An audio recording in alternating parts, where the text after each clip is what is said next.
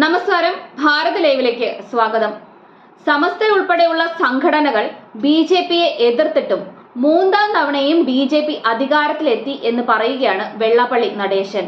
തനിക്കെതിരെ സമസ്ത ഉയർത്തിയ വിമർശനങ്ങളാണ് എസ്.എൻ.ഡി.പി യോഗം ജനറൽ സെക്രട്ടറി വെള്ളാപ്പള്ളി നടേശൻ തള്ളിക്കളഞ്ഞത്. പാർലമെന്റിലും സർക്കാർ ഉദ്യോഗങ്ങളിലും മുസ്ലിങ്ങൾ കൂടുതലാണെന്ന് പറയുന്ന വെള്ളാപ്പള്ളി നടേശൻ കണക്കുകൾ പരിശോധിക്കണം എന്നാണ് സമസ്ത ആരോപിച്ചിരിക്കുന്നത്. സമസ്ത ഉൾപ്പെടെയുള്ള സംഘടനകൾ ബി.ജെ.പിയെ എതിർത്തിട്ട് എന്ത് ഫലമുണ്ടായെന്നും മൂന്നാം തവണ ബി.ജെ.പി സർക്കാർ തന്നെ അധികാരത്തിൽ എത്തിയെന്നും വെള്ളാപ്പള്ളി നടേശൻ പറയുകയുണ്ടായി. തനിക്കെതിരെയുള്ള മൈക്രോ ഫിനാൻസ് കേസ് ഹൈക്കോടതിയിൽ നടക്കുകയാണെന്നും തന്നെ ആരും ഒഴിവാക്കിയിട്ടില്ലെന്നും വെള്ളാപ്പള്ളി നടേശൻ പറഞ്ഞു. പാർലമെന്റിലും സർക്കാർ ഉദ്യോഗങ്ങളിലും മുസ്ലിങ്ങൾ കൂടുതലാണെന്ന് വെള്ളാപ്പള്ളി പറയുന്ന കണക്കുകൾ പരിശോധിക്കണമെന്നും സാമൂഹ്യ സാമ്പത്തിക സർവേ നടത്തിയാൽ ആർക്കാണ് കൂടുതൽ ആനുകൂല്യം കിട്ടിയതെന്ന് മനസ്സിലാകും.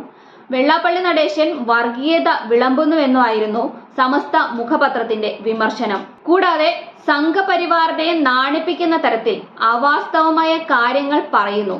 മൈക്രോ ഫിനാൻസ് തട്ടിപ്പ് ഉൾപ്പെടെയുള്ള കേസുകളിൽ നിന്ന് എങ്ങനെ ഊരിപ്പോയെന്നും ചോദ്യം വന്നു. RSSനുള്ള ഒളിസേവയാണ് വെള്ളാപ്പള്ളി നടത്തുന്നതെന്നും സുപ്രഭാതം വിമർശിക്കുന്നു. രാജ്യസഭയിലെ പ്രാതിനിധ്യം പരിശോധിക്കുന്ന വെള്ളാപ്പള്ളി നടേശന് മുന്നിലേക്ക് ലോകസഭാ അംഗങ്ങളുടെയും കേരള മന്ത്രിസഭയിലെ പ്രതിനിധികളുടെയും കണക്കുകൾ മുഖപ്രസംഗം മുന്നോട്ട് വയ്ക്കുന്നുണ്ട്. കേരളത്തിൽ നിന്ന് ആകെ 3 മുസ്ലിം അംഗങ്ങൾ മാത്രമാണ് ലോകസഭയിലുള്ളത്.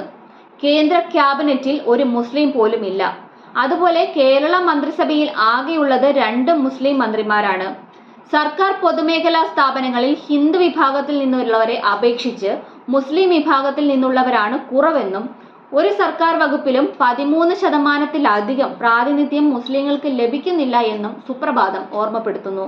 ഈഴവരും മുസ്ലിങ്ങളും കേരളത്തിൽ ഒരുപോലെ പിന്നോക്കാവസ്ഥ നേരിടുന്നവരാണെന്നും ഇരു വിഭാഗങ്ങൾക്കും അർഹതപ്പെട്ട അവസരങ്ങൾ ശരിക്കും ആരാണ് തട്ടിയെടുത്തതെന്ന് മനസ്സിലാകാതെയാണ് സവർണ സമുദായത്തിന് വേണ്ടിയുള്ള വെള്ളാപ്പള്ളിയുടെ വിടുപണിയെന്നും സുപ്രഭാതം വിമർശിച്ചിരുന്നു. ആരോപണങ്ങൾക്കുള്ള മറുപടിയാണ് ഇപ്പോൾ വെള്ളാപ്പള്ളി നടേശൻ നൽകിയിട്ടുള്ളത്.